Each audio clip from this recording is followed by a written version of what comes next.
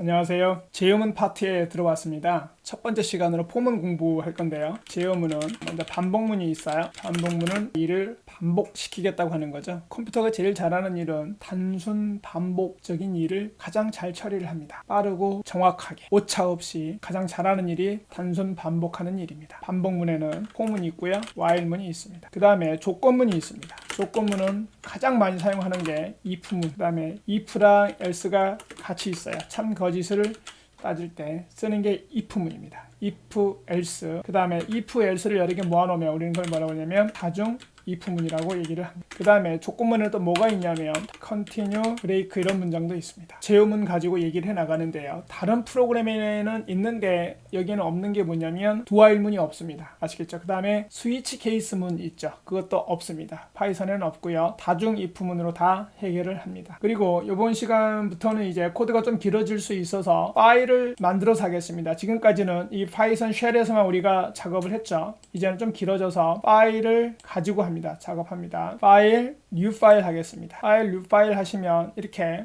untitled 해가지고 이렇게 뜹니다. 그러면 여기서 이걸 저장을 하시면 돼요. 자, Ctrl S 눌러서 저장 버튼을 누르고 예를 들어서 파이썬 코딩 그 다음에 포문 이렇게 그럼 자동으로 확장자가 .py가 붙습니다.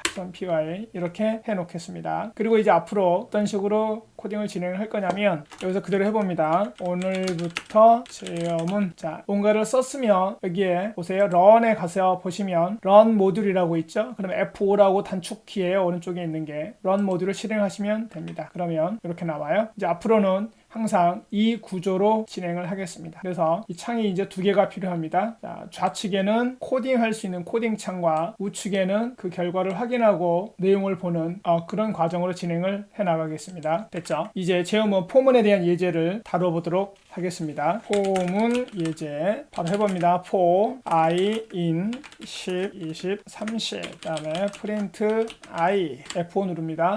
그러면 10, 20, 30이 이렇게 출력이 되는 거를 확인을 할 수 있죠. 자, 얘는 어떻게 동작을 하는 거냐면 10이 처음에 i로 대입이 됩니다. 들어갑니다. 그 다음에 20이 여기로 들어갑니다. 그 다음에 30이 여기로 들어가는 거예요. i에게로요. 그리고 나서 출력. 그러니까 이 문장은 3번 반복이 되고 있는 거죠. 그럼 뒤에다가 이렇게 써볼까요? I in 서울, 부산, 대구, 프린트, I 좋아요 이렇게 해보겠습니다. 그러면 서울 좋아요, 부산 좋아요, 대구 좋아요 이렇게 출력이 되죠. 보이시죠? 그 다음에 제가 샵이라고 입력하는 거는 이런 걸 뭐라고 하냐면 주석문이라고 합니다. 주석문이라고 하는 거는 프로그램에는 영향을 미치지 않고 내가 어떤 설명을 써놓을 때 쓰는 게 주석문입니다. 주의사항 하나 배우고 가겠습니다. 이 상황에서 제가 F5를 하겠습니다. 그랬더니 에러가 납니다. 이게 뭐냐면 인덴트 블럭 틀렸다고 나오는 겁니다. 반드시 포문의 블럭 맨 뒤에가 나왔으면 이 포문의 블럭을 의미하거든요. 보통 다른 프로그램에서는 이렇게 가로로 블럭 표시를 합니다.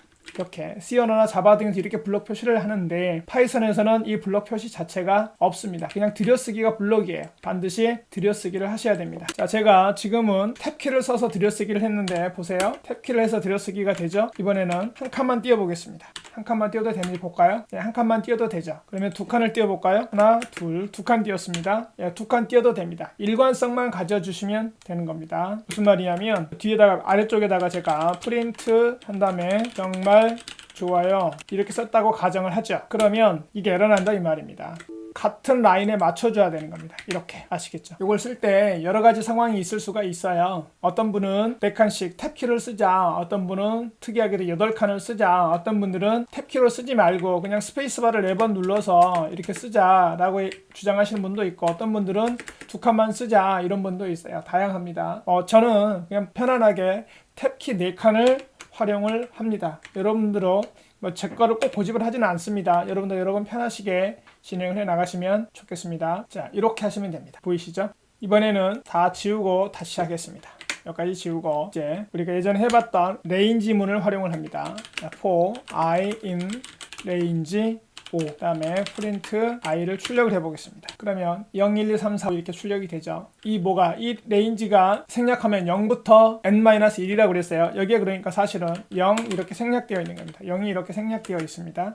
0부터 5까지 이렇게 가는 겁니다. 그러면 0부터 10까지 그러면 9까지 나오겠죠? 맞죠? 그 다음에 여기다가 인수를 하나 더 줄 수 있는데 2씩 그러면 0부터 9까지 나오는데 2씩 증가를 하게 됩니다. 어떤 건지 이해되시죠? 그러니까 몇 번 반복하고 싶을 때 이렇게 하면 됩니다. 그럼 우리가 이제 제일 많이 하는 거 1부터 10까지 더해볼까요? 자, 더합니다. sum은 0, 초기값으로 줬습니다. 여러분 주의하셔야 될 건 제가 s를 대문자로 주었습니다. 이거 왜 이래야 되는지 나중에 공부를 합니다. 이렇게 하면 1부터 10까지 진행이 되겠죠?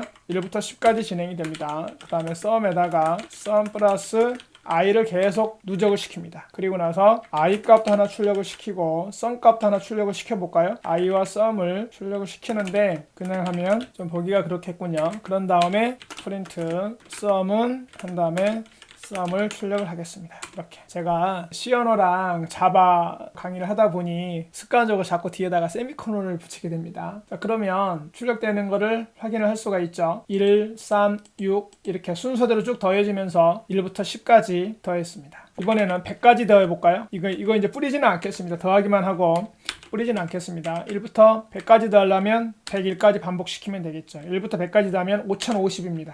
맞는지 볼까요? 예, 5050입니다. 그러면 1부터 100까지 더하는데 2씩 증가를 하면 어떻게 되겠어요? 홀수의 합만 구해지겠죠? 홀수의 합. 이거는 출력을 해볼까요? 어떻게 진행되는지. 예, 순서 2씩 증가하면서 계속 더해지고 있죠? 홀수의 합을 구하면 2050입니다. 짝수의 합은요, 2부터 출발을 하고 2씩 증가를 하면 되겠죠? 2550. 예, 맞나요? 이렇게 포문은 뭔가를 반복시킬 때 쓰면은 아주 좋습니다. 정해져 있는, 범위가 정해져 있는 문장을 다룰 때 포문을 쓰면 아주 유리합니다. 이번에는 구구단을 한번 출력을 해볼까요? 자, for i in range 1부터 10까지, 10보다 작을 때까지죠, 정확하게. 프린트 출력합니다. 3, 그 다음에 i 곱하기 i를 출력을 해야 되겠군요. 그 다음에 i 곱하기 3 이렇게 하겠습니다. 그러면 구구단 3단이 출력이 되겠네요. 맞나요? 3일은 3, 3일은 3, 3이 6, 예, 39, 27까지 3단이 출력이 되겠죠. 그러면 4단을 출력을 하고 싶으면 여기만 바꿔주면 되겠네요.